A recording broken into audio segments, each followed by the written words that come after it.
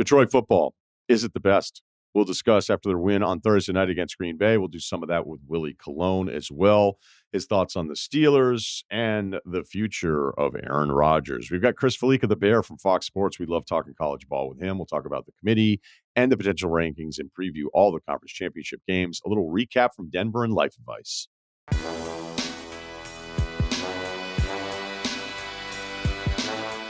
Are you ready for some Thursday night football recap? I am, so let's do it. Last night was a special game, big game, bunch of different reasons, and Dan Campbell going for it on fourth down to run out the clock before the game-winning field goal. So a lot of different stuff that I want to get to here, but let's start with the Lions and who they are right now. 12-1. First time in team history. 11 straight wins. First time in team history. They've clinched a playoff spot. If they finish 3-1 with a tough schedule, it's actually the fifth toughest remaining strength of schedule. We've got a Bills game in 9 days. They're at the Bears. They are at the Niners. They're home against the Vikings. So we have, who knows? Who knows what the Niners are like, or the Vikings fighting for a seed, or the Niners just trying to fight to get in this entire thing. But again, 3-1 clinches the number one seed for a team that has really looked probably the steadiest all season long, even with Kansas City losing last. So Detroit's also in line to win the toughest division that we've seen perhaps in NFL history since the merger. Based on how many games over 500 three teams are right now. Since the merger, again, back in 1970, this is the first division, the NFC North, to have three teams with at least 8 victories through week 12. And obviously, we have 12, 10, and 9. So they're doing this despite this division on top of everything else.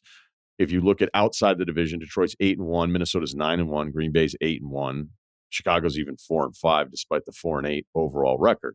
So last night, Detroit without what you would call a full lineup defensively, because they're adding new pieces. I thought the pass rush was really good. It was disruptive to Green Bay. Green Bay looked a little rattled. Their first 3 possessions, punt, fumble, 10-0 lead, Detroit Lions.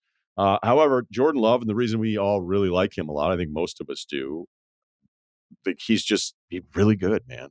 He's really good, and he's still in this game against the Lions defense. They were probably figuring out a little bit, because the reason I like him, and I think we saw the evidence of it last night, despite the slow start, that 5 of the next 6 real possessions, he had 4 touchdowns and a field goal and just 1 punt, including a go-ahead touchdown that made it 28-24. That was only a 4-play, 30-yard drive, because Detroit, once again, went for it on fourth down from like their own 30-plus yard line. Those are the ones where I can go through. Let me go through the fourth downs here a little bit. I try not to be just results-based and like the ones that work and hate the ones that don't work. But they had the 4th and goal at the 2, where Gibbs runs this incredible route that just loses the linebacker on him, catches it to the right side, right into the end zone, right? And then you've got the other 4th and goal, the Green Bay 3, where it's a Tim Patrick touchdown, one of his 2, where it's a different player, but it felt like the same concept, where you get one route to go out to the flat or stress the pylon, and then you come in behind that, where Gibbs is running a different route because it was just so ridiculous what he did on the cut inside. But actually, Detroit's attacking the same part of the field, and you wonder, was there something that they liked on that matchup or whatever? So they convert both of those 4th downs. So then it leads to the decision last night. After the short field one that didn't work, it's 31-31. It's 4th and 1 at the Green Bay 21. 43 seconds are left. And we're looking at it as a game-winning field goal attempt on that 4th down. I was shocked they didn't kick it. Now, I shouldn't be shocked with Dan Campbell, all right? And I thought Herb Street even was like, oh, well, you got to kick this thing, right? My rules are pretty simple. I don't actually love the ones at the end of a first half where if you don't get it, then you're not rewarded with awesome field position. And, of course, Detroit did that, too, at the end of the first half, and it worked. But those are the ones where if you don't have the benefit of the field position, it depends on the opponent, kind of depends on who you think you are. And I know who the Lions think they are. They think they have the best offensive line and the most physical, and they're going to convert those all the time. They're 15-22 on the season, 68%. That's sixth best in the NFL. Buffalo, Washington actually converting their 4th downs at a league-leading 87%. Detroit's 22 attempts are the 6th most, but other than Atlanta, the other 4 teams just aren't very good. So you'd imagine bad teams more likely to be going for it more often on 4th down, because well, you're just stuck a lot. You've got to go ahead and do it. So none of this should be surprising at all, even if when you go for it and there's still time left and you're going to get that field position and the team is usually backed up that much, going to be kind of conservative. I feel like the expected points added after that possession are still like decent enough where you're probably going to get a field goal. But again, it's Detroit, and this is what they're going to do. And Campbell has told us that this is what he's going to do. So we go back to that field goal situation because at the 21, again, it's fourth down. There's 43 seconds left. It's going to be a 38-yard field goal attempt to go up 34-31. Green Bay doesn't have any timeouts. They're probably going to get the ball back with 37 seconds. Like, what's wrong with that scenario? What's wrong with the other team after you've kicked the game-winning field goal, kicking it off to them, and them having like 30 seconds left with no timeouts just to get into field goal range? Well, it could be the problem is your lack of confidence in your own defense, where, again, it got back to that string of possessions where it felt like Green Bay was always going to score. And Green Bay's last field goal, remember, they were backed up twice as they were moving the ball down the field again. So that's the out. I guess I'm just surprised that many people, and maybe it's only because it worked, how many people are like, yeah, no, that's the way to do it. I'm like, is it? Is it always the way to do it? But apparently Campbell is going to do this. And maybe they deserve the benefit of the doubt. Maybe it is the O-line. Maybe it is the defense. Maybe it's Jordan Love. Maybe it's all these different things. But think about who they are right now. Lions football. If they're the 1 seed playing at home with these offensive weapons and this Tim Patrick development, where you're like, this guy actually looks like he's pretty good. A Lions team that had historic expectations on them in the preseason. They had the 3rd best Super Bowl odds behind Kansas City and behind San Francisco when you go back to this summer. You add up all these home games in the playoffs and that the Super Bowl would be in New Orleans. Like, it's incredible that even with the expectations, and maybe we should have just thought it was the talent and the coaching and all this stuff, but I just kind of love this story. I think this is an awesome neutral fan story where most neutral people are like, I imagine the Lions winning a Super Bowl. Do they feel like the favorite right now in the NFL because of the Chiefs, despite the record? You're like, what do I make of them? Philadelphia being red hot, but it's true. Like the Lions, I think if you were just going, hey, who do you think has the best chance to win this thing? Other than the Mahomes fear, it's the Lions. And sure, the defense is a concern. They're 16th in opposing yards per play, but last year it was 29th. And the scoring defense is actually at 18 points per game, the 3rd best in the NFL. The injuries may add up, but other teams are hurt too. But this is a team right now with these massive expectations. And last night's win, where I actually feel good about Green Bay still too. But with this win, they're number 1 in point differential at plus 183, 52 points better than number 2 Buffalo. So yeah, say it out loud. The Lions are the Super Bowl favorites.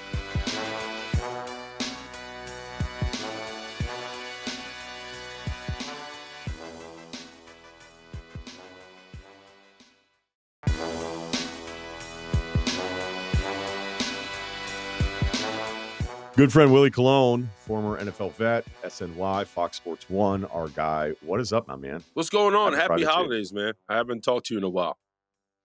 Yeah. You think that's a little early, though? What's December 6th? We just passed. What do you mean? Thanksgiving's already in the bag. Christmas is ahead of us. New Year's. Tis the season. We are in this season. So you got to say happy holidays. Okay. All right. Now I'm aware, and I'll start throwing it out. You don't seem like a holiday guy. Do you not celebrate the holidays? Do you not get worked up? Well, that's sort of mean. I love Christmas. Okay. This guy loves Christmas. Okay. It's just, what am I supposed to do? I don't see a Christmas tree. I don't see any lights. You don't look very festive. It's December 6th, man. I think you're holding me to a standard here. It's a little tough. Now, have I done like single guy Christmas tree? Never. What's the point? I got to put it up. I don't even have that much storage here right now. So some people do it for nostalgia. Yeah. I'm kind of, I don't want to make my position here public on like that I'm sitting it out. It's just, last year I went to New Zealand. All right. Oh, did you really? I don't know. Yeah. Yeah, I was there. I got 2 Christmases because theirs was early, and then I had the American Christmas where I was checking in with family. So think of it that way. Yeah, it's pretty good. Pretty good stuff. All right, let's get to this. Let's start with last night. I already talked about it in the open here on the 4th down decisions. We know what Detroit is going to do. We know what Dan Campbell is talking about. He even referenced, this game from a couple years ago where he regretted not going for it. It was like this epiphany where it's like, I'm never going to allow that to happen again. I guess I just ask you, what's wrong with kicking a game-winning field goal from that distance? And once the clock runs, the other team having 37 seconds left with no timeouts. Like, is that really still that bad? Because it feels like everyone, maybe it's the result-based part of it. It felt like everybody loved that he did this, even though Herb Street was on the broadcast going like, he's not going to kick this. And he didn't kick it. He runs it for fourth down, convert, game winner. Yeah, I think 31 other teams kick it, to your point. I think solely Dan Campbell and his belief that, hey, I believe in my big right tackle, Sunni Powell. I believe in David Montgomery. I believe in this offensive line. And I think he just was able to execute it. And I also think if you think about it from the defensive side, they were riddled with injuries, man. They were extremely thin on the defensive line. I just felt like in his head, I'm not giving the ball back to the Green Bay Packers. I'm going to win this game. And after watching how this team performed and how he continues to be this kind of, this guy with the big gonads, man, I think right now they're the best team in the NFC, hands down. I know there's a lot of talk about the Philadelphia Eagles and what Saquon's doing and that offensive line, yada, yada, yada. But when you're able to play big-time football with your third and second string guys and you make a way and you find a way to get it done, I think that screams a Super Bowl contender. That's how I got to the Super Bowl. Both times I went to the Super Bowl, we didn't walk on the field with our best. We had second string guys and third string guys in the lineup that was able to play at a high level and get us over the threshold. I like that point, but I want to stay on Detroit for a second here because I left the game feeling good about Green Bay too. Oh, 100%. To be honest, they just got to start faster. They started slow against Detroit last night. They started slow against Minnesota. And right now, if you're Jordan Love, you have to have, I guess, some type of solace and some type of confidence. We can go on the road and we can go knuckle with the bully, right? And we can rally in the second half. So if I'm Green Bay, yeah, we lost, but it wasn't like they whooped us, right? Like, you ever had that conversation with your dad? Like, yeah, you lost, but you ain't take a whooping, right? You stood up and you knuckled up. You didn't get the best of it, but it's something to take off the field. I feel like Green Bay has to feel confident, like, man, if we see him again, it's going to be we may get him. Yeah, I didn't feel bad. Like, it was one of those games where I enjoyed it so much, right? I enjoyed just the level of football that was being played. I don't know if you agree, but when I watch Detroit and the design of what they do and how they stress every inch of the field. You have to be thinking, and they give you different looks. Obviously, they have certain things tendency-wise that they favor because of, hey, who's more comfortable doing this and all that kind of stuff. But like, I really think there's a difference with the special offenses and everybody being on the same page and that same group being there, where there was moments with Love and the receivers and Jacobs getting going where I'm like, hey, I still feel good about Green Bay. I'm going to feel good about either team. I'm coming off of this with a loss. But I really think there's something special about the way Detroit forces you to think about so many different things when you're defending them. Well, think about this, Ryan. Like, from the Detroit standpoint, up front, they weren't their greatest, right? I think they were only averaging 3.3 yards a pop in the run game. What killed them, what killed Green Bay was the fact that Detroit was able to absolutely dice them up in the screen game, right? Those end-breaking routes was killing them. They had that big reception to Amon St. Brown late in the game. I mean, and the fact that Jared Goff was also, he threw a pick last night, and he was still able to rally. So I think this offense for the Detroit Lions has layers. And I think when you just kind of think about them in kind of one way, they show you they could do a multitude of things, but doing it in a simplistic way. And they kill you, and they're relentless, and they're resilient at it. Because there was times last night where, Green Bay wouldn't let them get to the edge, right? And even when they tried, they was there to stop them. This was just a matter of Detroit screening the hell out of them, and also realizing, like, hey, man, we're more resilient and tougher and grittier than you, and we're going to get it done. I thought it was interesting during the broadcast when Herb Street talked about St. Brown. And he's like, hey, he's one of the best receivers in the league. And none of us are putting him necessarily like in that elite line with Jefferson and Right. Chase and, whoever else you want to throw in that group. But he's really, really good. He's been really productive here for a long time.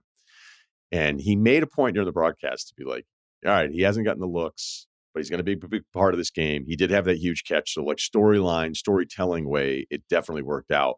But I don't know if that was a message to all the other receivers. Because, like, as much as I like Jameson Williams, I watch him in games and be like, what the fuck are you doing? And, like, I imagine he and Pickens are on a text thread being like, can you understand why? Like, you'd be like, yeah, what's the big deal, man? You're like, everybody else is wrong with this. What is it like?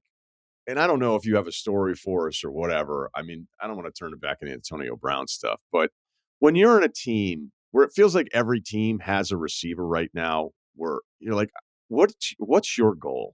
What are you here for each week? Because the thing that Jameson has to worry about here a little bit is Tim Patrick looks like a dude. I was just about 2 touchdowns. Yep. He hadn't played in a while. If you've been watching the last couple of weeks, you're like, this guy feels like he's emerging here a little bit, and clearly was a matchup they liked last night. So wherever you want to go with that.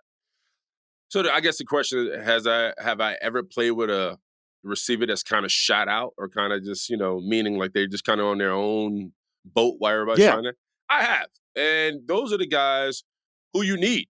Those are the guys when all else fails, they somehow, just because who they are and mentally where they at, they don't get caught up, right? They're like, they feel like everybody's solely there to watch them. AB was obviously like that. Even with the great Santonio Holmes. Tone was like that a lot. Like, Santonio he was tough. He was a damn good blocker at the receiver position. But sometimes you see him like do things and you're just like, okay, I guess that's where we at. I guess this is where we at today. You know what I mean? Like, mentally.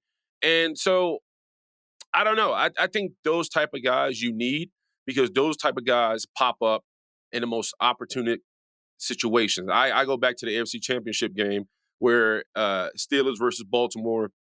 We're playing to go to our Super Bowl. This is, we beat Baltimore and we go on to the Cardinals. But anyway, go back to the AFC Championship game. If you watch that game, Santonio took over that game, right? That wasn't Hines. That wasn't anybody else but Ben to Santonio, and Santonio making play after play, because he didn't get caught up, right? He felt like, I'm the show. It's AFC Championship. I'm going to ball out, and I'm going to do whatever I want. And he was able to expose that secondary that had Ed Reed and company. So certain receivers, you just got to leave them be, man. Like, you just got to leave them be, and hopefully they don't hurt you along the way with some of their antics. It's a really good point. It's a way of answering the question that maybe I wasn't expecting. But when I think about, there was a run throughout baseball where the leading home run guy, the leader in home runs, that team didn't win a World Series for like all these different years. You're like, okay, does that actually mean that it's bad to have somebody hit all these home runs, or is it just something that's happened? And then guess what? It wasn't a thing. So you'd have this trend. I think there was also a time, like, if you had a receiver making over a certain amount of money, if you were paying like one of the prime guys, there was a run of teams winning Super Bowls without these, like, say, top 5 number one options. I'm not just talking about number one options across the board, like the dudes, the best, right, the best receivers in the game.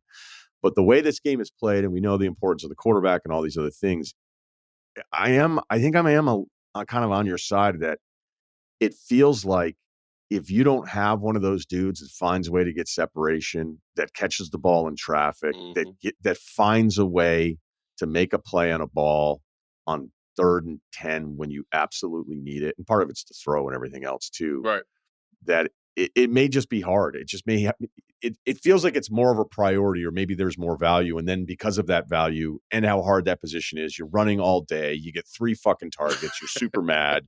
Like, I understand those guys being upset. I just don't like when it crosses into the selfishness part of it. But it does seem like that special group of pass catchers just adds an element that's just, it makes it harder to defend you. I know that sounds fairly obvious, but I'm kind of back on that, where I used to think the not overpaid, but spending all your cap space on these guys when they weren't winning Super Bowls maybe was a thing. But I don't know. Yeah, I mean, every offense needs that superhero, right? Like, the Eagles need, as great as Saquon Barkley is playing, you still need A.J. Brown to be him, right? As well, right, as Russell Wilson and Najee Harris are playing, you still need George Pickens to be him. Like, on and on, you need those guys. And because at the end of the day, sometimes the defense just has your number. But you need that one special player to make that one special play to get you out the building with the W.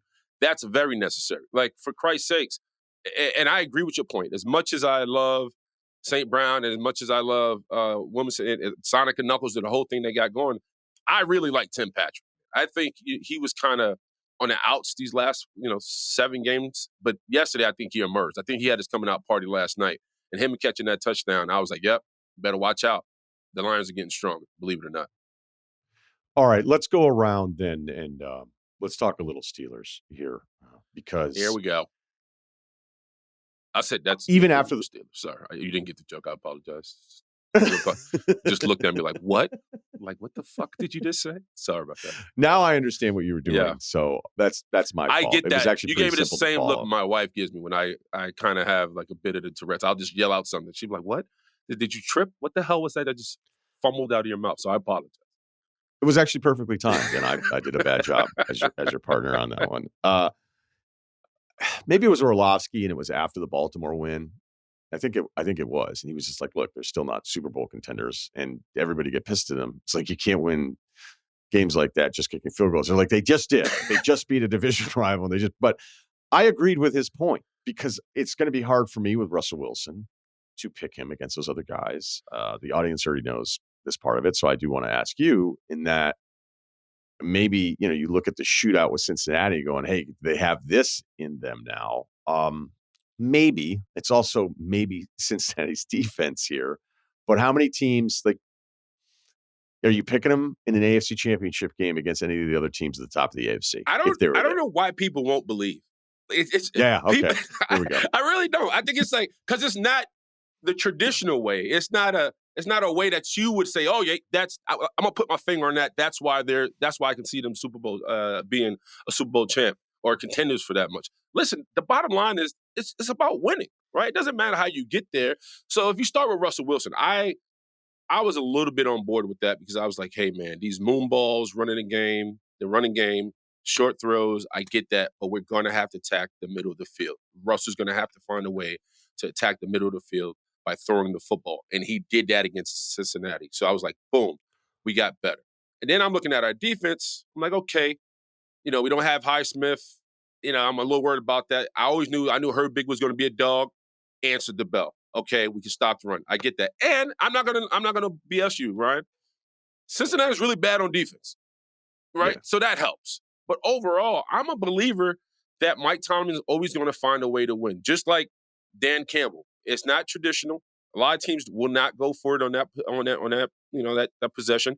But that's what they do. This is what Mike Tomlin does. He's going to find a way to get out the building with a W. If it comes down to kicking a field goal or it comes down to Russell Wilson to have to put the team on his back, he's going to find a way. And the defense is going to do what the defense do. Herbig, by the way, in his second year, okay, you're like, oh, okay, so we got another one. What do they do at that franchise to figure out where it feels like an endless string, even if the injury report is scary, an endless string of just dudes on the edge making plays? They just know their guy. I don't know how to say it. I've had this conversation with multiple people. Great organizations know what they're looking at. They have a mold and there's a model in which they adhered by. Even like I look at Herbig and everybody's like, man, there's a mold, right? Like he looks like a shorter version of TJ. He's relentless like TJ. His get off, how he moves. Like there's a mold and a model in which they look for and what they want, and they go get it. They don't kind of jump all over the place and say, let's just get the next big shiny thing. There's a guy that walks like how they want their Steelers to walk, and they have an eye for it.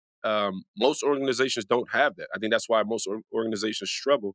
They try to just get guys who are bigger, faster, stronger, instead of saying, no, that's our guy right there. We're going to get that guy. And I think they just have an eye for it. The Steelers just continue to do it with these edge guys. And you look at Herbig's a fourth, Highsmith's a third, Wilson's a third. I just had a conversation with the Athletic about what makes Mike Tomlin special off the field. And I think a lot of my own personal experience with him is him being able to have a pulse on each and every guy in the locker room and who he coaches. And there was times, I was injured a bunch in my career, and there was a time where I was in a dark place, man. Like I was bad. I had gone through back-to-back IRs, played one game in 2 seasons, and I'm thinking I'm done as a Pittsburgh Steeler.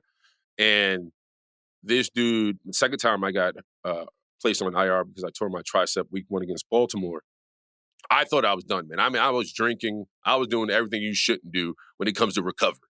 I was in a bad place, and I was hanging around with the wrong people, doing a lot of stuff, man. And I remember him. I went one time. I walked into practice, and I came into practice wet, Ryan. Meaning like, like you could tell like I had been drinking all night. I had this big gray sweatsuit on, and I looked like I had packed on about 30 pounds. And he was like, "Whoa, you don't look like you're getting ready. Like this is what's going on with you." And I was depressed. I was pissed off. Like, how am I here? Like, I'm giving it my best years in ball, and I was all over the place. We had just drafted Marquise Pouncey and all these guys. Castro is here, and Marcus Gilbert. Like the new line, the new wave of the Steelers are behind me, and I'm going backwards, right? While these guys are moving forward, and I was in a very dark place. And it was Mike Tomlin said, "Hey man, this is what we're gonna do. We're gonna get you. We're gonna get you right, but you're gonna travel with the team. Everywhere we go, you're gonna go." And it was also my office line coach, Sean Kugler, who was like, "Every Wednesday, you're gonna bring your ass in here, and you're gonna prep alongside of me. You're gonna get a scouting report, and you're gonna stand in front of these guys, and you're gonna go, case by case on a guy's worst and best moves, and what do we have to look out for as an offensive line." And Ryan, bro, that saved my life, dog. I can't tell you that saved my life because I was drinking. I was in a bad place, man. And that year that I did that, at 2010, that was our Super Bowl year. Excuse me, I got hair in my mouth. We Flozell Adams steps in, and they go on to the Super Bowl, and they take me to the Super Bowl in Dallas against Green Bay. And if it wasn't for Mike Tomlin, if it wasn't for Sean Kugler, just keeping me active, man. Just keeping my mind on solely that I'm going to get out of this. I don't know if I make it through that season without me ending up on ESPN doing something stupid or getting in a back alley fight or just doing something that would have been out of character solely because I felt like I had been kicked out of or I've been placed to the side or ostracized in any way. And it was Mike Tomlin, man, that saved me because I remember those days sitting in the damn shower for an hour, or with a half a cup of Patron in the shower. I remember staying in my room with my down, because I lived in a townhouse. I would stay in my room and in my kitchen. Everybody, it sounded like a goddamn rave was going on. And I lived in Moon Township, Pennsylvania. And so when I think about what he means to me, and a lot of other guys who have either played for him or played with him, it's not just a coach who's coaching ball. He's a guy who cares about you as an individual and who sees you as a person, right? Not just another guy with a helmet. And that speaks volumes, right? And that's why he continues to build equity with his players because when he talks, you listen, and it's not bullshit. And he'll tell you it's very black and white with him, right? And then he'll tell you firsthand, if you tend to dwell in the gray, it gets very cloudy, and guys kind of get lost. It's not like that. He'll tell you what it is, and he'll tell you what it isn't, and he'll tell you where you need to go and how you should pursue it, and it's on you to move forward with it. And that's how he operates. And I think that's why he gets the responses and kind of the feedback he gets from his players. And I think that's why people continue to follow him 18 seasons in. And that's just what he meant to me.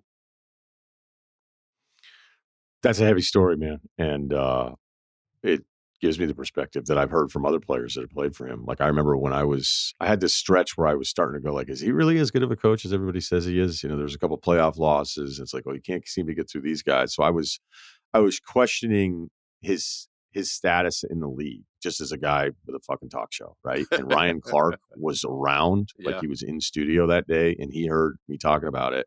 And for those that don't remember, going back to 2012, because of Ryan Clark, like a sickle cell trait, that Tomlin wouldn't let him play in the game at Denver. Yep. And I was there. Clark was behind the glass, kind of motherfucking him a little.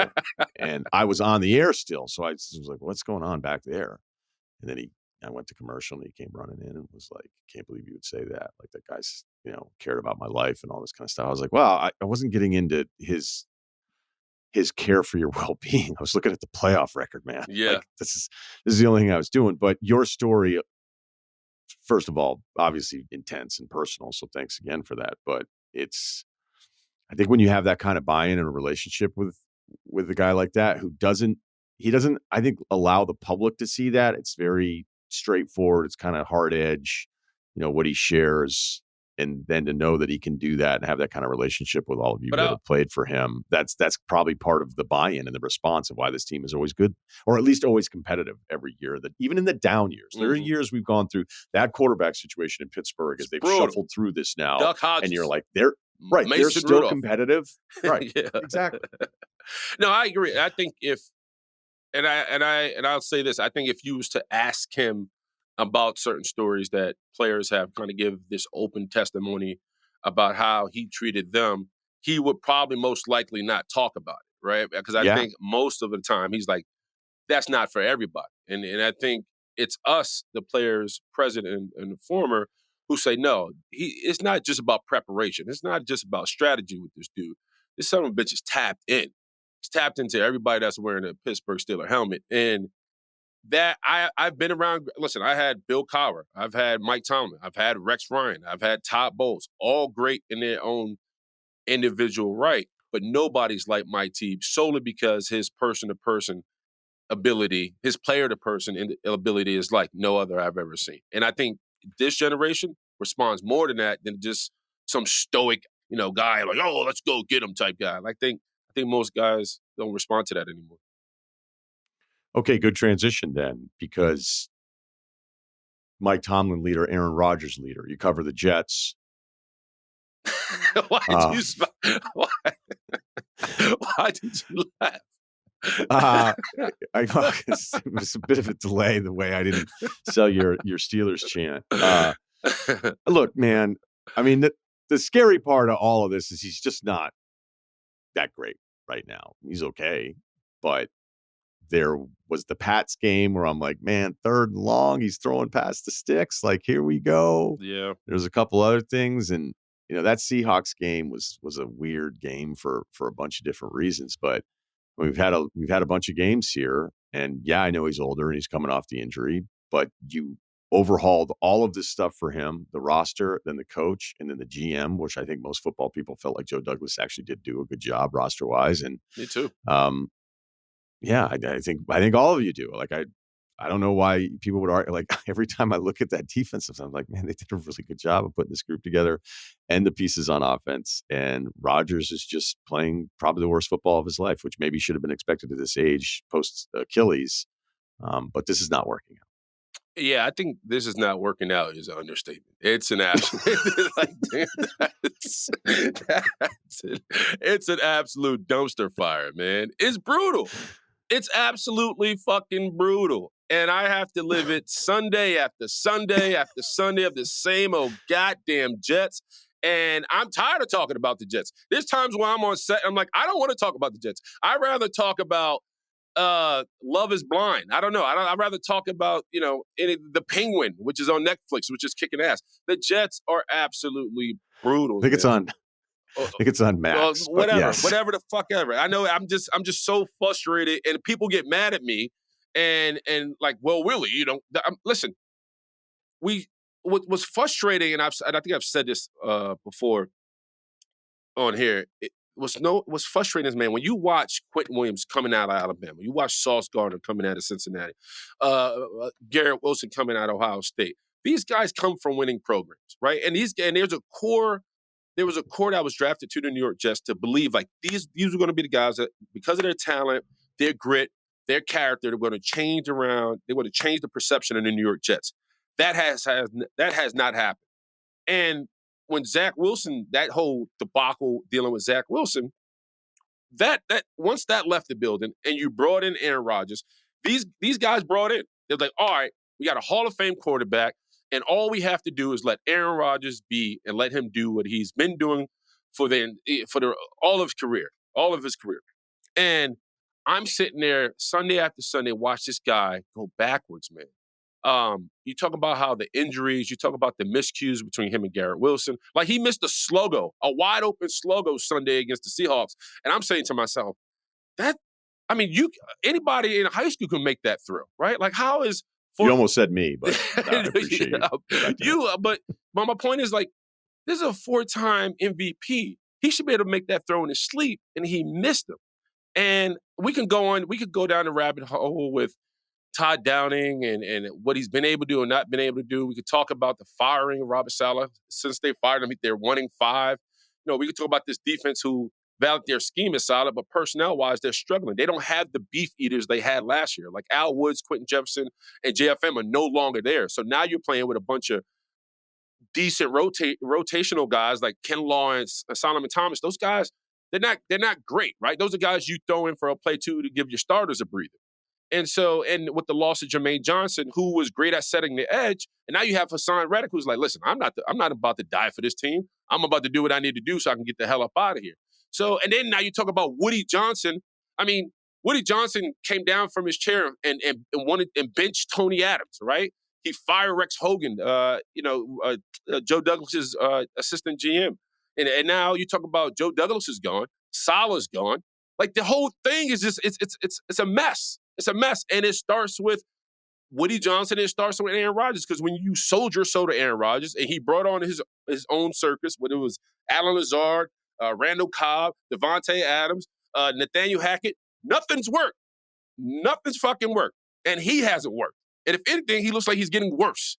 And so I'm saying to myself, I'm tired of watching it. Right? How many times you watch a shit show to realize this whole thing is just shit? And I'm tired of talking about it. Not that I said I don't want to talk about it with you. I'm just saying it's fucking brutal. It's brutal. The whole fucking thing. All right, I do have a follow-up, though. Do you want him back as quarterback next year? No. Get him the fuck out of New York. Go now. Thank you. Don't come back. Bye. I don't care who hates me for saying that. I don't give a shit. I don't care.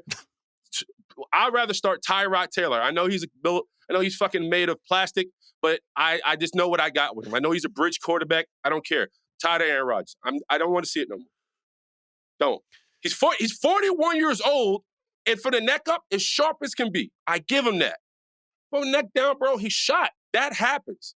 Every great ball player goes that way, right? Like what I was in my early 20s, Hercules. Early 30s, I was built like I was a mattress salesman, right? It is what it is. But there's too much on his shoulders right now.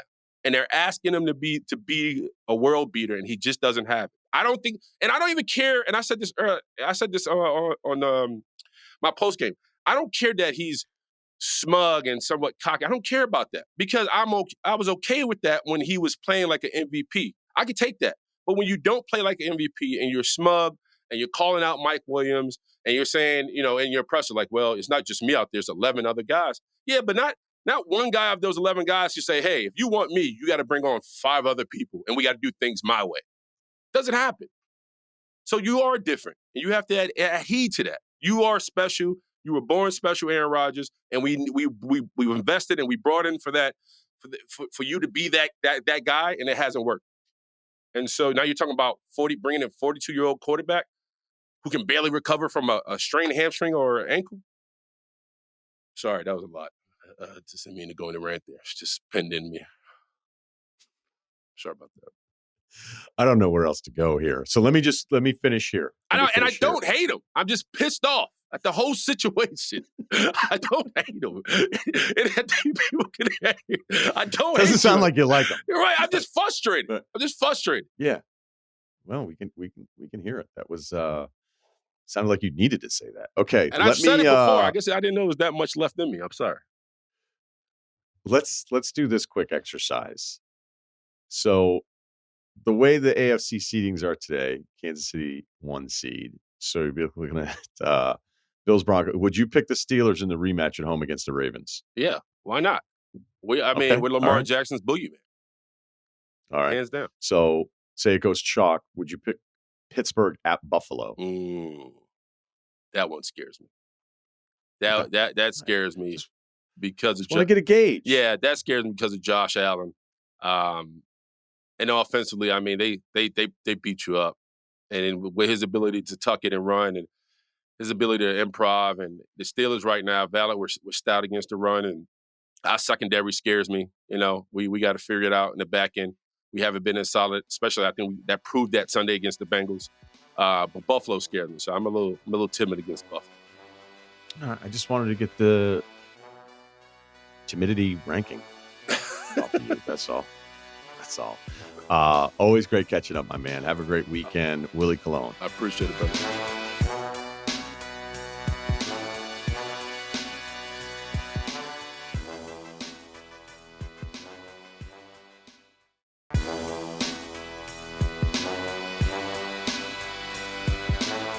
Okay, conference championship games this weekend and some of the playoff talk. And I got to be honest, I'm sick of some of my own ideas about this. But Chris Fallica, the Bear from Fox Sports, you knew him from Game Day, and now you know him going to the other side of the coast for all this kind of stuff. So what's up, man? Good to catch up. Yeah, definitely good to catch up. Yeah, I enjoyed listening on the way out here to Boise to you and Todd yesterday. So that was some good to get the lay of the land from you guys, and we were in agreement on a lot of things. That's for sure. Yeah, see, that's what I'm afraid of here a little bit. But let's just start with something that I think I know we agree with, because I think a sane person should agree with it. And I don't know why this isn't a bigger deal, at least when it's being discussed, because we both knew that this would happen with the expansion and how different the schedule experience is for teams within the same conference. And yet it feels like the committee is just kind of into the standings, and clearly they like the Big Ten. And that's fine. I don't really want to turn this into this constant stuff that I know that I am guilty of. But do you think this has to happen for a year before more people start to kind of realize, do you realize what is happening with the teams within the schedules, and how many of these teams that we think are good are avoiding playing really a competitive schedule within the conference itself? I think maybe I don't want to say care too much. Maybe we're too dialed in. Maybe we're too aware. Maybe we knew it was going to happen. Maybe we're looking for it. Maybe we're giving the committee too much credit for thinking that they're going to go this deep into looking at it. But look, it doesn't take a brain surgeon to look at SMU's schedule and figure out that they played 8 conference games, and 5 of them were against teams that had a losing record in the ACC. It doesn't take a brain surgeon to look at Texas's schedule and realize that there were 6 teams other than them that won 9 games in the SEC, and they only played one of them, Georgia. It doesn't take a brain surgeon to look at Iowa State's schedule in the Big 12 and realize that there were 7 teams that finished with a losing record, and Iowa State played 5 of them. And I was thinking about this. I'm like, I used to be anti division. I loved what the Big 12 did when they expanded to 9 and they had the first place team play the second place team. But I think at this point now, we're at a point where after this year, they need to reassess. And I know they probably think just having their top 2 teams automatically means that they're going to get both of those teams in the playoff. We'll see if that happens with the ACC. But with 16 and 18 team leagues, you got to break it up in divisions. At least you play everybody on your side and maybe 1 or 2 crossover games. At least there's some type of structure that you're getting division winner A versus division winner B. And at least there's some level of clarity and qualification to get in there. And you're going to eliminate all the ridiculous tie breaks like we had in the Big 12 last week, figuring that nobody controlled their destiny. And the fact that Texas Tech lost or won, whatever it was, that meant BYU was out. At least when you're narrowing it down to just an 8 or a 9 division league, at least there's something that fans can kind of get a clearer picture as to what the hell's going on here.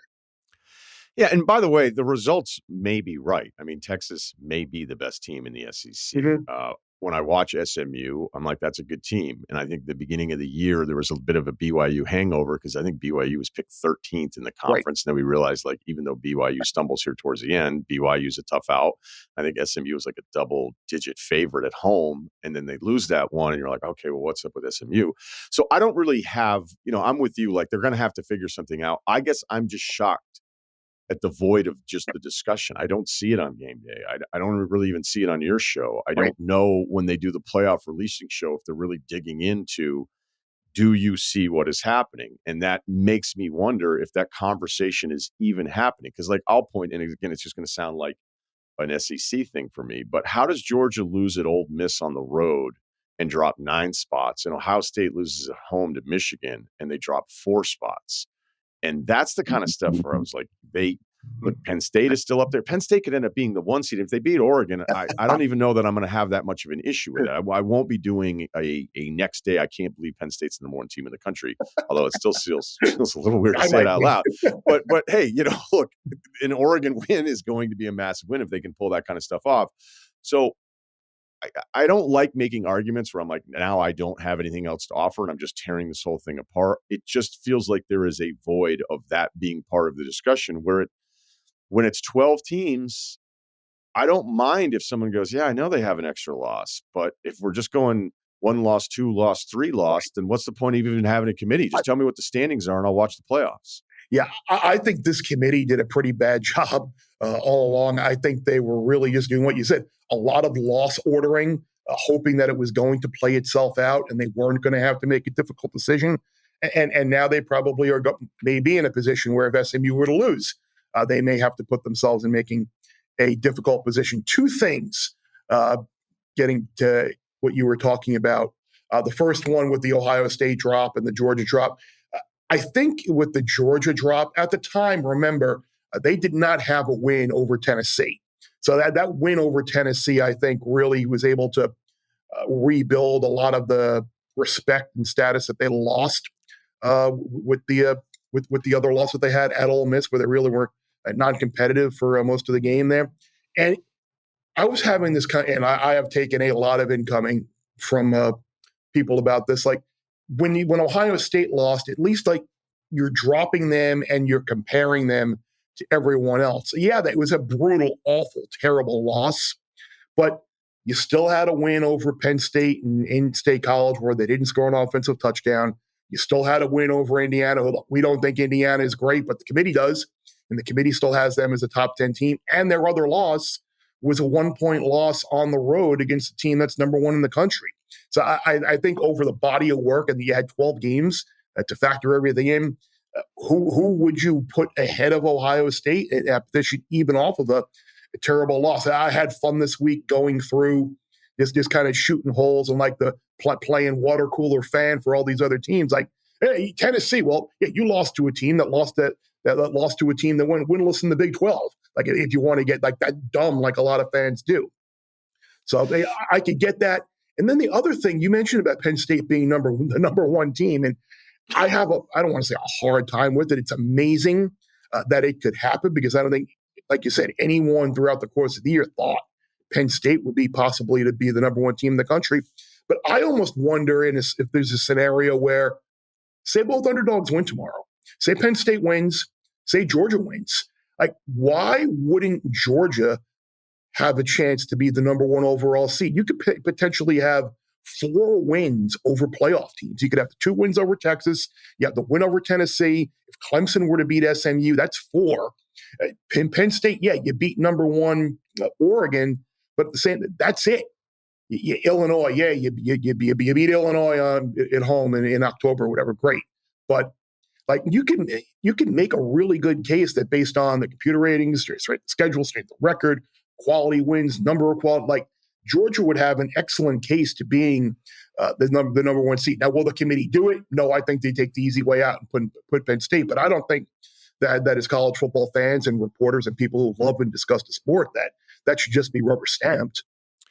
Yeah, Penn State would be 1. I really do think so. If you had the Georgia win over Texas and Penn State over Oregon, because they've had a chance, unless they just want to reset the decks. And I do think that there is some value in kind of going, all right, we've got the 12 games, we've got the conference championship weekend behind us. Now let's look at the total picture here. And that's been kind of my Georgia point throughout all of this. Like, go through that. I mean, how many other teams have had to even come close to that kind of challenge and throwing in what could, in theory, be another Texas win? But I don't think that's what would happen here because they have really liked Penn State. They've obviously really liked Indiana. They moved SMU up, clearly with the Indiana loss part of it. The other part of this too, and I used to talk about this with the BCS. I'm sure you did as well, where the BCS lucked out so many years. There were so many years you're like, how is this going to happen? What are they going to do? And then there would just be these disastrous losses at the end of the season. And I always felt like the BCS gets so lucky. They get so lucky with how this happens. And yet, and I think we all know, and this is part of it too, is like, oh, hey, here's a system. Okay, well, now let me spend years and years and years ripping apart this system as if there's this perfect solution to all of this. And there really isn't. But a flawed system is flawed, not just in the years that it shows its flaws. But in the first version of this, with what we have with potential buys for an ACC championship, for a group of 5 team that represents the playoff seeding, it feels like, hey, you needed it to happen to visually see like which those teams are getting buys, and the 5-12 matchup is actually, it's the extra game, but I'd rather be in that scenario and all this kind of stuff. Do you think that there's already going to be some remorse if some of the seeding holds up the way it's been projected? Absolutely. Like how could you sit there and say come Sunday afternoon the potential, you have Iowa State and Boise State is the 4 and the 3 or the 3 and the 4, however it works out, and both of those teams are getting buys, and you've got Tennessee playing Ohio State, Georgia playing whomever, Penn State in a first round game. It's like, really? Like, again, I don't know if they completely thought it through. I don't know if this was just a byproduct of the only way of being able to get all of the conferences to agree with this, that you're putting the 4 best conference champions as a team that they get a bye, and nobody really assuming that the ACC and the Big 12 would kind of both be as poor as they've been, and then Boise would have the type of year that they have. But yeah, Reese Davis is kind of championing this as well. Like, you're going to have to essentially just rank them 1 through 12. You want to put the conference champion, fine. I think we all can agree, like, winning a conference championship does not make you better than necessarily a team that doesn't win a conference champion. Like, it's just a way that they can justify having the games and keeping them around. But yeah, you're going to have to just essentially give the top 4 seeds buys, or figure out a way to just rank them where you're doing it more based on merit than just saying, oh, well, you won a league. I don't care if it was the American or the Mountain West or whomever. Yeah, you're better than the Big 12 champ or the SEC champ, so we're going to give you a buy. But it's ridiculous that we could have some of these matches where and what would like look at what, say Oregon were to win, like, and you're the 1 seed, like your reward in like the 8-9 game is could be like Tennessee or Ohio State. Like how fair is that? Yeah, I know what they tried. I think you nailed it in the beginning. They finally did something that everybody could agree on. And I think the fear would have been in an SEC heavy year, and it's really not this year, because you can't tell if it's a scheduling thing or if it's a lack of a top heavy. That's sometimes I think we screw that up a little bit. We're like, oh, that conference is down. And I'm not even talking specifically the SEC. Right. Like, I kind of love the Big 12 again this year. I have certain years of the Big 12 with their depth, and you're watching those games going, like, I think this is a really good conference, but without the 12-0 team that's a huge favorite in their conference championship game that we think is capable of winning a national championship. If a conference doesn't have 1 or 2 of those, then we're like, oh, that conference just kind of sucks, which I think at times could be unfair. Maybe that's the thing that we're getting right now. But I think they had to figure out some kind of system where the group of 5 was like, hey, can we not just make this the Power 5 Invitational? And can we please do buys and seeding with conference championships? Because there would be fear that with other committees that I think like the SEC better than this one certainly does, they'd have 3 of the 4 top seeds, SEC schools, and everybody's just going to lose their shit, even if it was justifiable in a strong SEC year. Are you, not to necessarily segue off of that? No, go. I love it. Like, that's funny. I was thinking about how the whole, like, last team in, Alabama, Miami, who I think is at the end of the line, Ole Miss, South Carolina. Like, I think they're ultimately going to land on Alabama, and I was kind of anti-Ole Miss. I'm like, yeah, you lost 3 games to unranked teams that are unranked, and you lost Kentucky, only won one SEC game, and it was that. But I've kind of like done a little mental gymnastics in my head, like, I kind of think they have it wrong. I've kind of come around on Ole Miss. Like, I hate to be like the coach, and I think like some people have brought this up. Like, when you talk about the NCAA tournament, like, what team would you least want to play if you're draw one of those teams in the first round, or in the playoff. Like, what team would you least want to play? Like, of Alabama, South Carolina, Ole Miss, wouldn't you least rather play Ole Miss? First of all, I'm totally with you on Alabama. I mean, everybody just thinks that I love them all the time. I argued against them in the TCU thing because TCU had like a really good resume. Now, if we do like, what do you think is who's better? Like, there's plenty of years where we would always kind of default to be like, okay, do you really think there's 4 teams better than Alabama in the college, football landscape? And the answer felt like no a lot of times, but they had 2 losses that year, and TCU had real ranked wins. And even though there was all sorts of close games and all that stuff, and it's like, well, they beat Michigan, but it doesn't devalue it because Georgia housed them. I'm in the same boat again now. Like, I kind of pushed him back up a few weeks. I reassessed it. I don't like the quarterback. I think their front 7 gets gashed every third game. The offensive line seems hit or miss. It's one receiver, and then kind of like, I hope the other guys step up. I mean, I think their second receiver a little bit. So I would have Bama third of all of these SEC teams that we're talking about. And I could also, and I think this is what the committee is supposed to do when it's this close. You go, let's run through all the losses here a little bit. And the South Carolina LSU loss, they got hosed. Yep. And I'd be okay in the room saying that kind of thing. And I'm with you. I would have, like, I can tear the stuff, but we all know the game. Like, I know what the anti-Ole Miss argument would be, but I think the Oklahoma loss is so much worse than the Florida loss. It's terrible. And I know it's a short field against an offense that's struggling, but whatever. Like, you got smoked in that place. Figure it out. I mean, Miller made 2 of the worst throws you'd ever see a quarterback make. So, and even I hate it because of the head-to-head stuff. I mean, Ole Miss stomping South Carolina is kind of hard to work through, and Bama held on, even though I thought that was another Milroe game that I didn't necessarily love. Nobody wants to hear any more of my Milroe takes.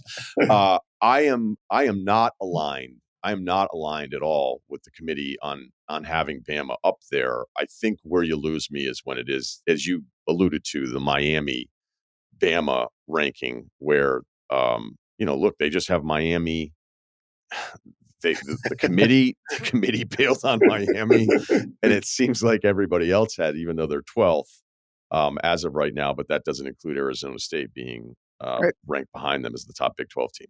Look, and I'm a Miami guy, and it's funny. Like, if you're a little bit of a house of cards, a little bit of Fugazi, and a little bit of a fault, your record really doesn't indicate how good you are. Like, if you've got the 0 in the loss column or the 1 in the loss column, you're going to get a benefit of the doubt. And then when that second loss comes, that's when the more representative ranking is going to happen. And again, that was another inexcusable type loss that Miami had. You're up 21-0. I mean, make a stop again. Like, you'll look up later, and they couldn't stop a run. A terrible coaching decision, and people. And I'm in a big Miami group thread chat in there, and I hate being the bad guy because these are my friends. I have friends that work with the team and work with the program and cover the team. But I'm like, look, like what are you hanging your hat on with Miami to say that they deserve to be in the playoff?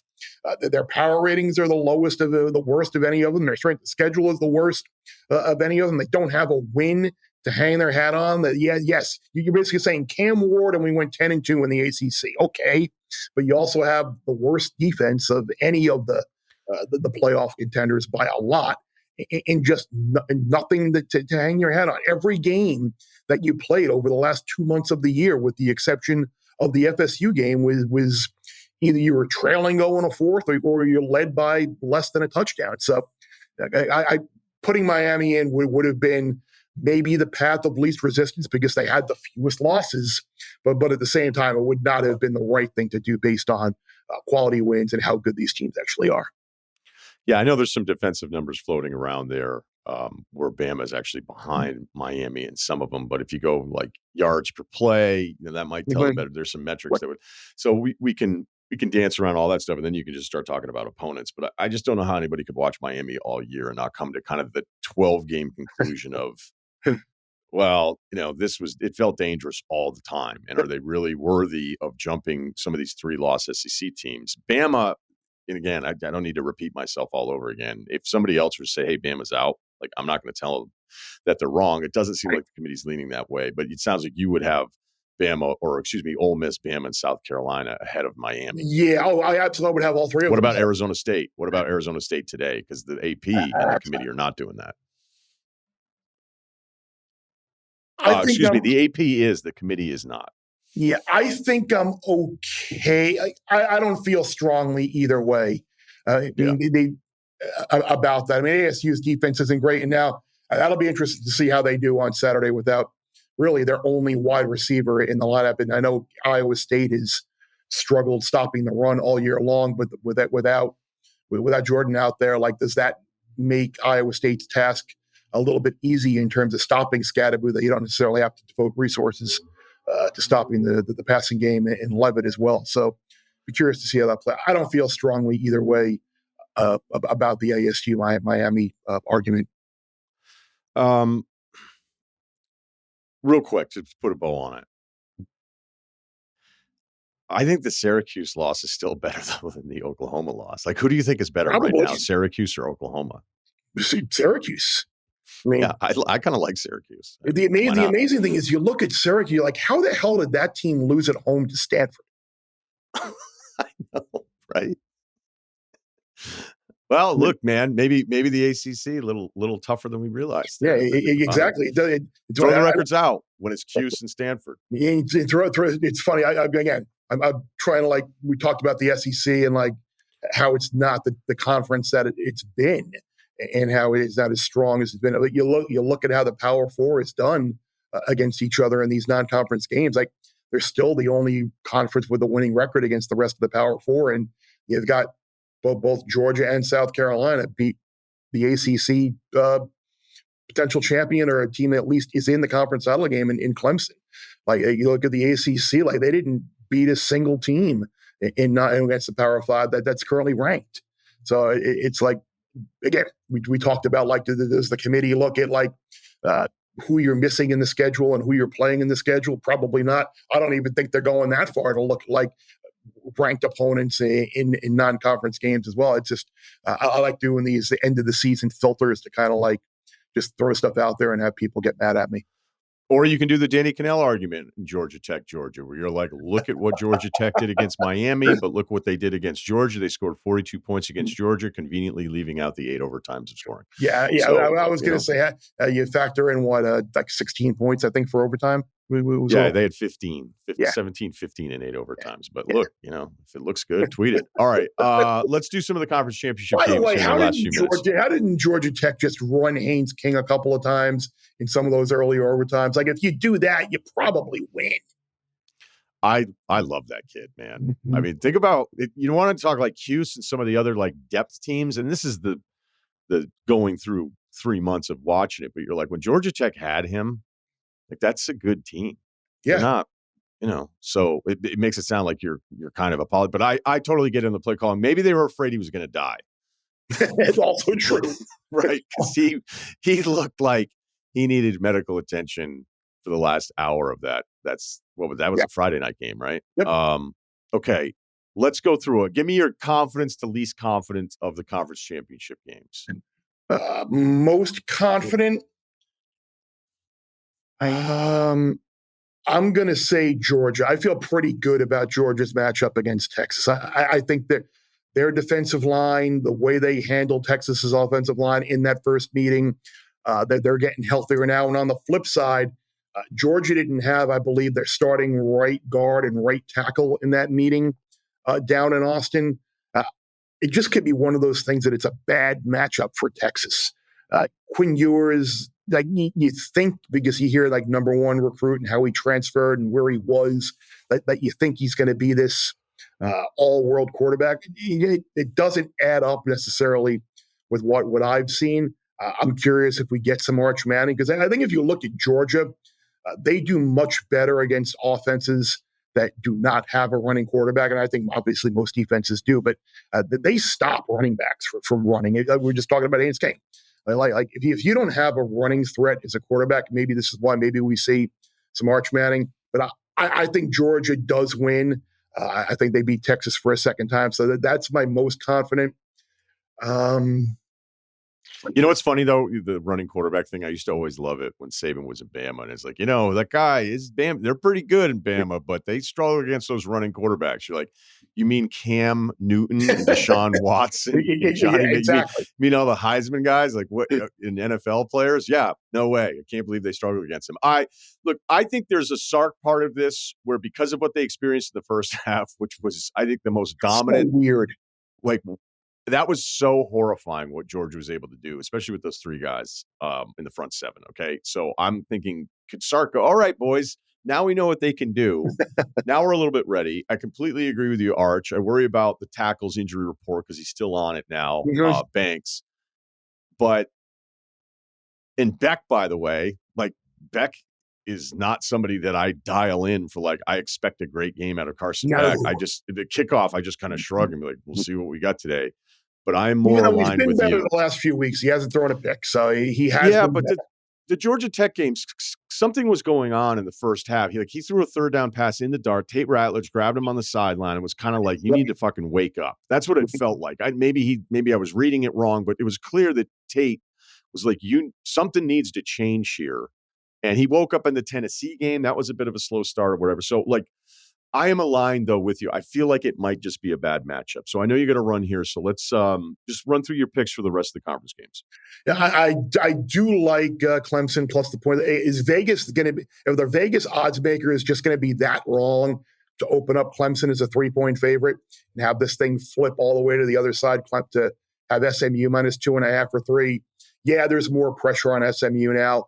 But the fact that Clemson, I think the front that they have, even though it's not a typically great Clemson defense, I think they can give Jennings and that offense some problems.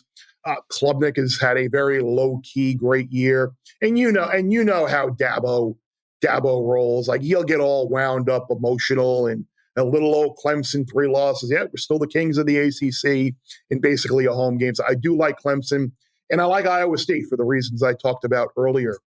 Just wondering about ASU and kind of being one-dimensional now. Iowa State's got 2 really good wide receivers. Totally. And I think the clones have been a little underrated. It's a little slept on in that league all year long. The game that I'm worried about, and I want to bring it back to kind of how we started with Penn State, Oregon. Like, again, I look at these numbers and I look at the odds, and maybe I'm an idiot for reading too much into it, but I haven't heard one person pick Penn State yet.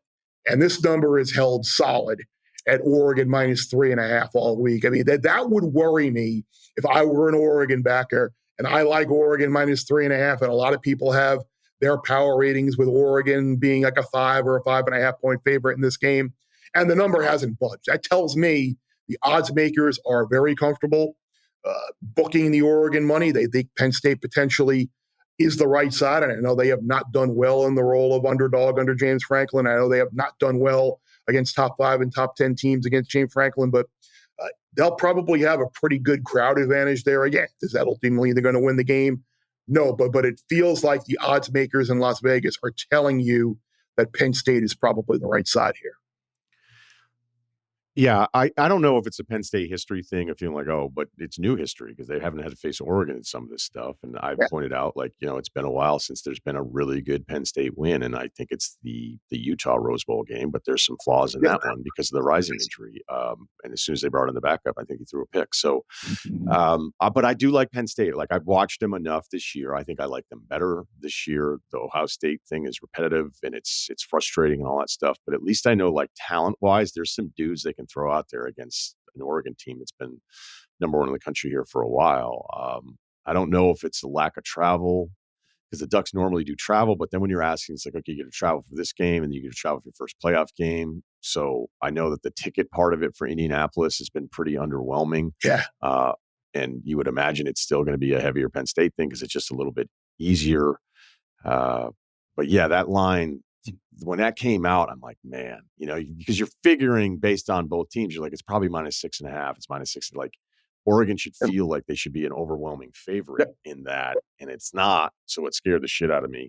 So again, we are aligned. Hey, man, great work. It's always great catching up with you. Love catching up. Appreciate you checking out the pod and enjoy the run, man. We'll see where this all goes. I will, absolutely. We'll do it again soon to come once we actually know these playoff matchups and get closer to that and come March Madness.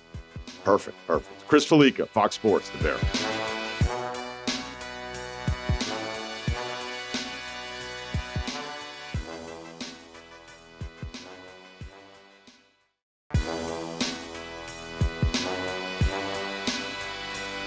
The Alliance marches into conference championship week, undaunted, just like the Hoosiers.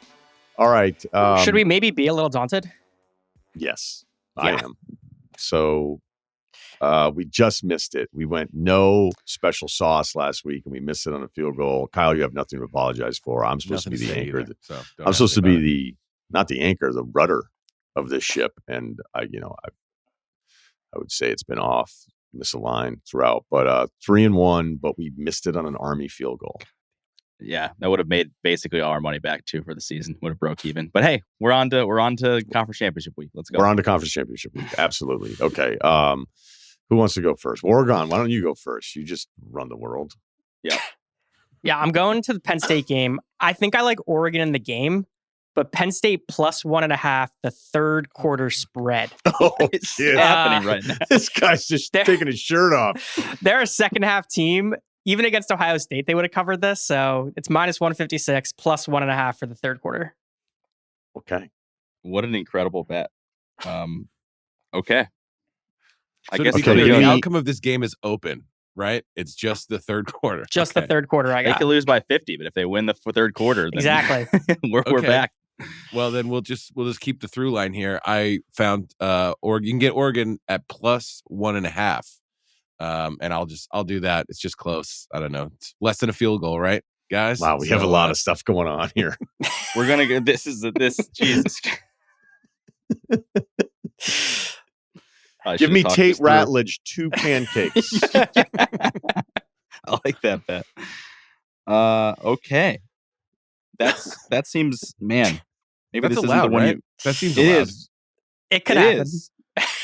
Maybe this isn't the one you parlay, but okay. All right, we'll do that one. Ceruti's just like this. All right. I'm just trying to help the people out there. I don't know. Yeah. What can we do with just Georgia? Give me another one then. Just give me a different one, because if we should trust one of us, we should trust Wargs. So I mean, yeah. I still like Oregon for the game. I kind of think it like kinda it. works. I think Let's trust it's Wargon. so crazy. He It knows. just might work. all right, we got his blessing. I'm good. I'm totally fine with it. Give me Georgia plus whatever. I know it's plus 2.5 right now, but to get us into that window, let me know. Yeah, you want to just take a plus 3.5, get the full field goal? Let's do that. Sure. All right, let me throw that in the mixer.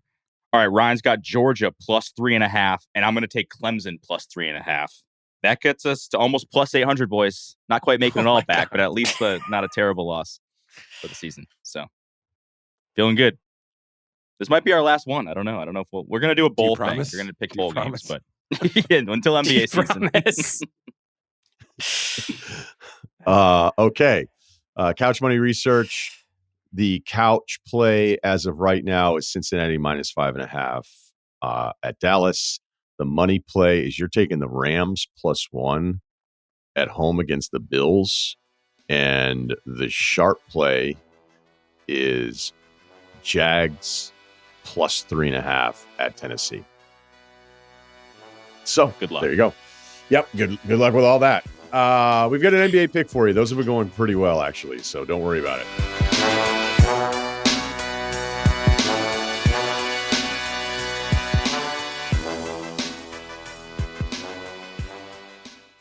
You want details? Fine. I drive a Ferrari 355 Cabriolet. What's up? I have a ridiculous house in the South Fork. I have every toy you can possibly imagine. And best of all, kids, I am liquid. So, now you know what's possible. Let me tell you what's required. Today's life advice is presented by State Farm. When it comes to football season, some things are just better together, like chips and dip, or your favorite jersey, and your lucky pregame ritual. You know what else is better together? Bundling your home and auto insurance with the personal price plan from State Farm. Like a good neighbor, State Farm is there. And we are here for you. Life advice, lifeadvicerr@gmail.com. Before we get into it, though, I think we need to do a little friendship recap. Yeah. The live show in Denver. Never felt closer to you guys. It was a great time. Genuinely, it was a great time. Coors Lights were had. Coors Lights were had. Multiple. Coors Lights. And that was kind of the deal. Is we were at the Fillmore. We were in Denver. We went to the game together on Tuesday. Guys got a little annoyed at me for leaving, but I had to look at a farm on Wednesday. I also had to do my top 100 list that I threw away by mistake after the live show. So I do not have my NBA top 100 to the editors of ringer.com, the new and improved ringer.com, by the way. So check it out. But I have quite the Denver crew, and they were in attendance, and they were like, we're across the street. I was like, all right, I'm out of here. We're not doing pictures. We don't do pictures at Bill's shows.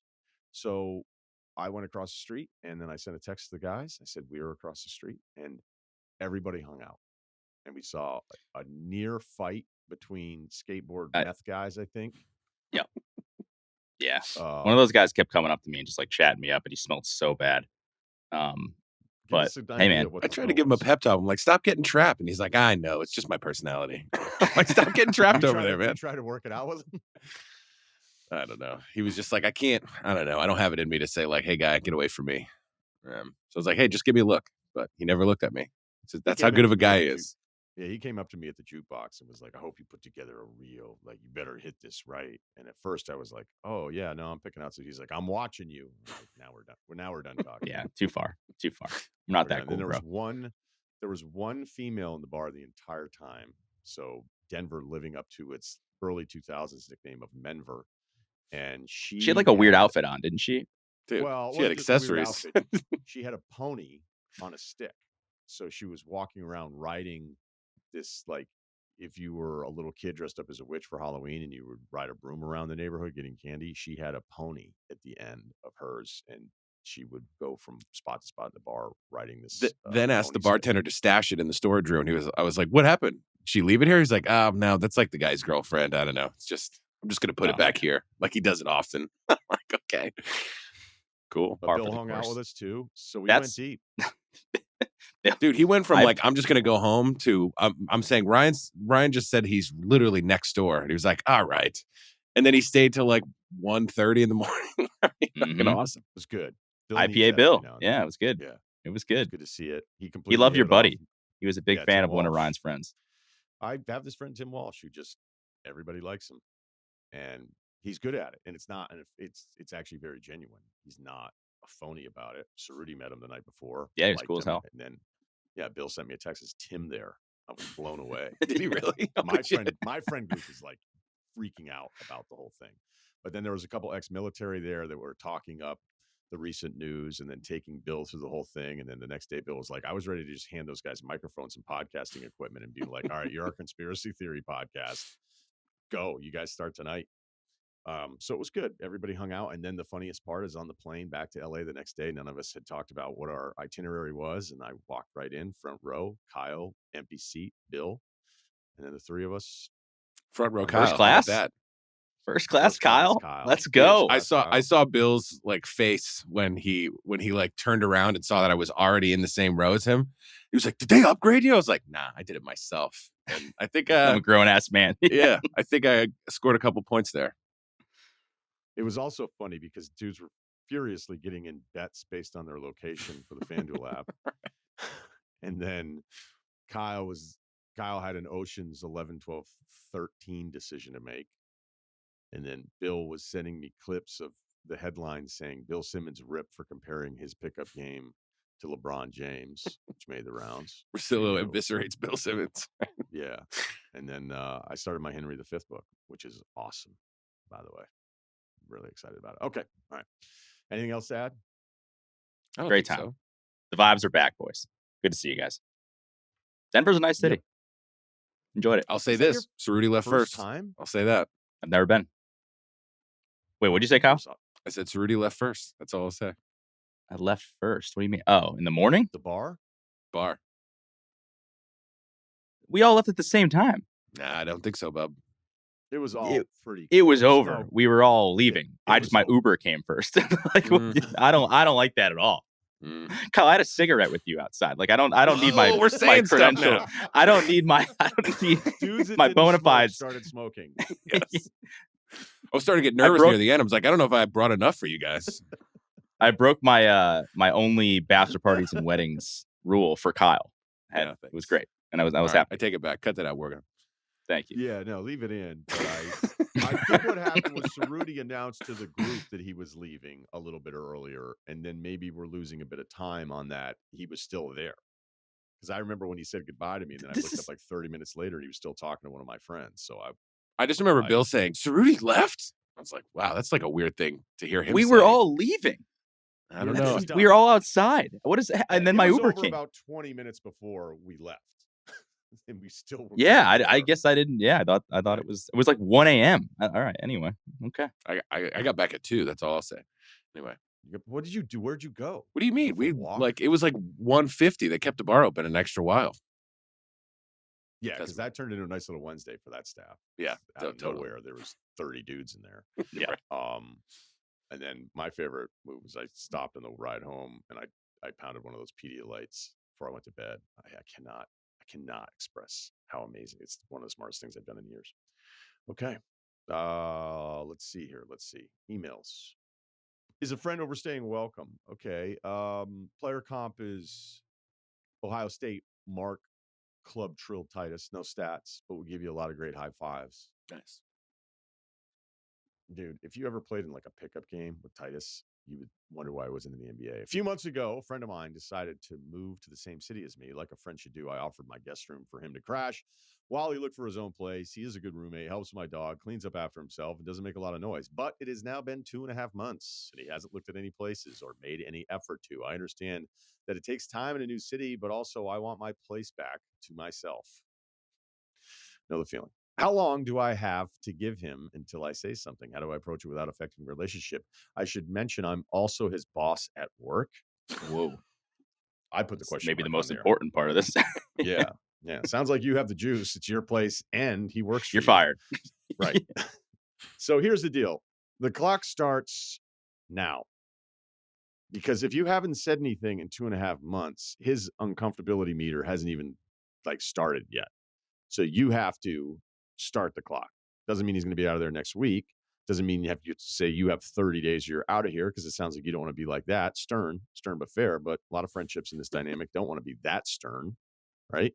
So you need to start the conversation so that the meter of him realizing I'm not just going to stay here. Because some people that are totally fine taking advantage of the situation. And look, I get it. I can understand his side of it. It kind of sucks, but he might be saying to himself, 6 months is the floor, dude. What are you talking about? Yeah, he might be thinking I am going to push this until it gets to the point of awkwardness, because this is awesome. It's free. And I'm doing what I can't, even walking his dog. He's falling for that kind of stuff. If you have not started, it's almost like a save the date, but not good news. You need to have the verbal save the date with him. Be like, hey, just want to know, not super urgent, but I'd like to know, where do you think you'll be at? Let's talk about a timeline for you getting your own place. Give me your 5-week plan. Yeah. Yeah. I got some people maybe coming in the spring or early, late winter. I was just thinking, have you even seen anything yet? Do you need help or whatever? I just maybe it's you put something that's out of your hands on the books, and it's just I kind of need a room, so I just want to know what the plan is. If you really don't want to be dude, you seriously not even seen one place yet. If you don't want to do that, which I think most dudes can handle, honestly, if you're close enough. But if you want to keep the awkwardness out of it, maybe you can just be like, hey, there's something coming down the pike. I just want to make sure we're all on the same page here. Yeah, maybe he just thinks you guys are having a great time. He's like, let's just let the good times keep rolling, and Tony he doesn't and Artie even realize, just dude, how great is this? And he's like, I'm helping this. He's giving me a room. I'm giving him some camaraderie. This my mother's is great. house all alone. Why not? Right. Morale is being boosted all around. So maybe he just needs to know. It's totally within reason. Kyle, you're correct, but I also don't think you need to sugarcoat it. Hey, man, you've been here for this long. What's the dudes plan? Can handle this stuff? I think if you're friends. And if he kind of takes that personally, that's a weird move on him. The boss-employee dynamic is a massive advantage, because he's already used to you having some role of power over him. Mm-hmm. I mean, unless he's the most disrespectful shithead of all time, where he's actually doesn't listen to me at work. But I would assume in most scenarios like this, he has to answer to you. So that road's already been plowed. Why can't you put it in his end of year review? Didn't move out in time. You'd be like, hey, I want to talk about your work here the last 6 months. I'd like to talk about your living situation here the last 2.5 months. So, but it's up to you, man. It's up to you to start that clock. And it sounds like if you're emailing us and you haven't even started it, maybe that's a bit of a challenge for you, is you don't be confrontational, and you've done this guy is solid, but there are people out there that you do them a solid. Like, their entire life is about people doing them solids. Like, I have this one dude is sort of an outer moon, I would say. So certainly not like a core guy. Titan. But I replayed our history together, and all it's been is him asking for stuff, like for years and years and years. And it blows my mind. It's just like, okay, this dude again, just, hey, checking in. Cool. You're going to send me the fake what's up, how are things? And the third text is going to be an ask. And he's just okay with it. He's okay living his life that way and having most people like, that guy sucks. He gets high off of wins like that, right? Yeah. Yeah. Haven't had a home game in years. Okay. Why Ryan is an asshole? This sounds like the wrong category. It is Friday, though. It'll take me an hour drive, an hour to hang out with coworkers and colleagues and lifelong friends. I can't possibly do that.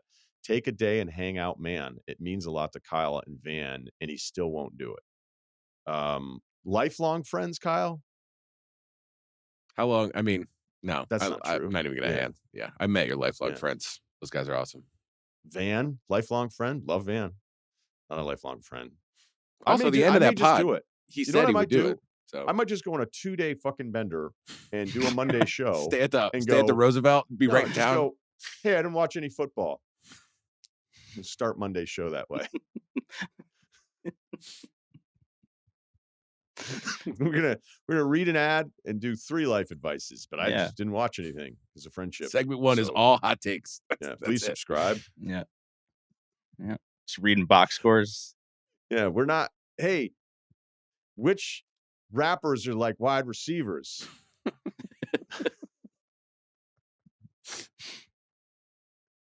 Just for the record, I cannot believe some of the stuff Meek Mill tweets. Oh, it's like he'll be like, I don't care. I'm tweeting again. All right. We do have another email here. It's pretty simple, pretty straightforward. But yeah, in the future, we'll just try to put those in the Friday feedback, All right. I don't know. This one's pretty straightforward too. I'll keep it short and sweet. 25, 5'11", 3/4, 5'11" and 3/4, 6'1" in Air Force Ones. Nice. 95-pound dumbbell bench. 225 thick. Pickup comp, a European Chris Paul, less scoring, more passing. Or a San Antonio Spur Chris Paul. I got drunk and downloaded Tinder. And to my surprise, I matched with a good friend of my sister. I went to an event and all of her friends came up to me last night and said, quote, Mr. Short Term, open to long. So I guess that's how he described himself. And, no. Is that bad? That feels like they're making fun of you, but I don't know.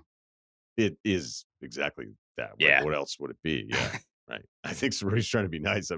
They are absolutely making fun of you. Multiple people from the same Tinder's a part of life. It's not like they saw you in fucking Craigslist. You know what I mean? It's like this is just a part of life now. Right. Can live at my house for sex. Like, what? Yeah, dude, don't worry about it. There's way worse, solicitation out there. So this guy was just on Tinder and described himself as Mr. Short Term, open to long. I don't know what's wrong with that. I don't know. It's like an adjustable mortgage. Right? You know what you're signing up for. Although my buddy, did I ever tell the story? My buddy put his credit score in his Tinder bio back in the day, and actually pretty good. Oh, he's good. It was good. So that was the kind of a selling. Give me point. A number. It was high 7s, I'd imagine. There you go. I love it if a guy was like 640. Looking for a boost. Yeah. Buy low. Yeah. Fixer upper with upside. What if a guy was like high FICO, low credit? That was me for so long. You were Mr. FICO? Dude, when we went over the CarMax thing with Bill and how like I was like feeling pretty good going in there. And I was just like, I'm like 725, and they're like, we found one that's got you at like 648. Or I'm like, well, but here, look, this one's right here. And they were like, yeah, we got to pick the lowest one, man. I was like, that seems kind of fucked up. Actually, they're not supposed to. I thought they were supposed to drop the lowest of the three. Dude, this whole car thing keeps getting just like Kyle got absolutely hosed in this. I've heard this story 100 times, and every time I'm like, how did this happen? Like, how did this happen? Anyway. Why? What's going on? What's your payment a month? $465. 11% interest.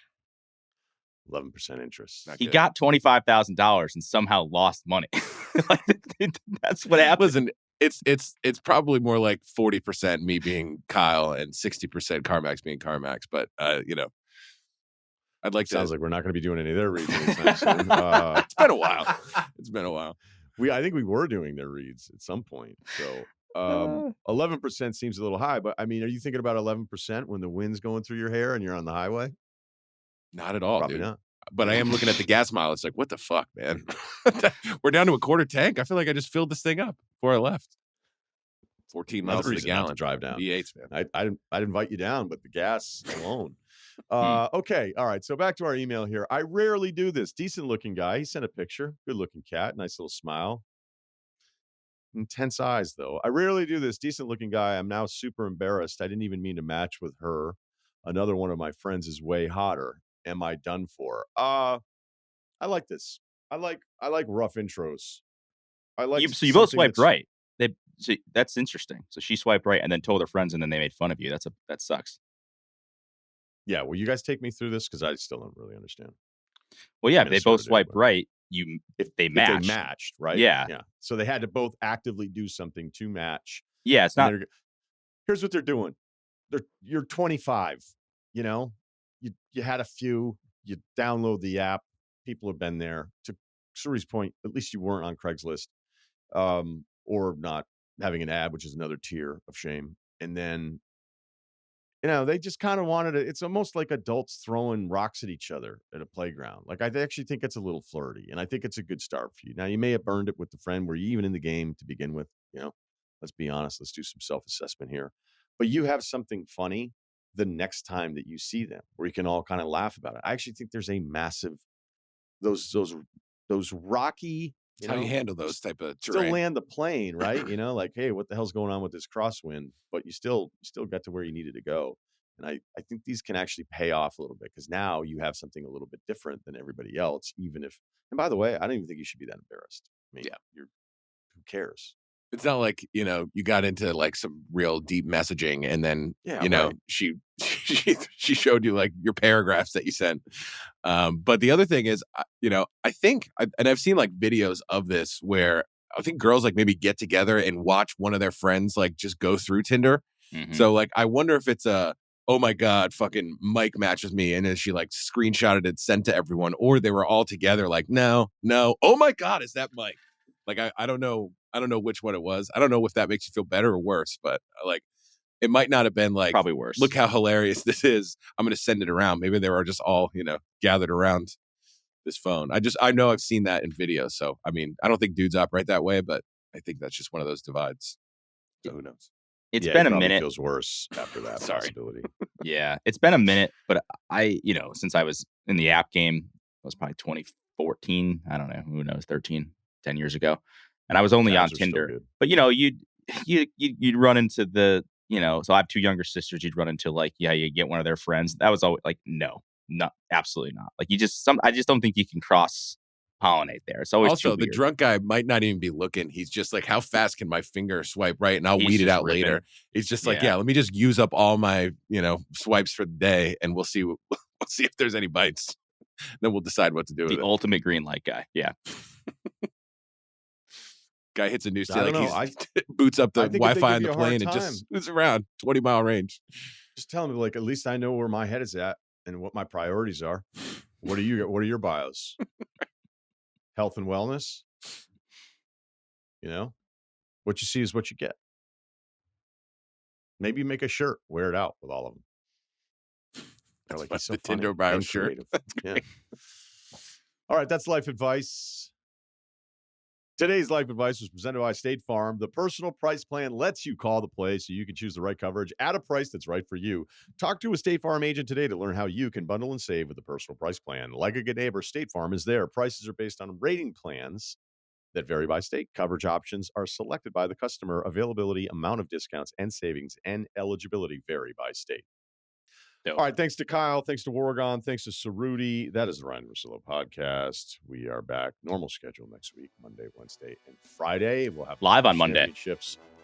Oh, that's right. We're breaking it down live with McShay after the conference championship game stuff. And then I guess I'm going to do an NFL Open as well. So excited. We'll be live on YouTube, and check out our YouTube page as well. Subscribe. Ryen Russillo podcast from Spotify.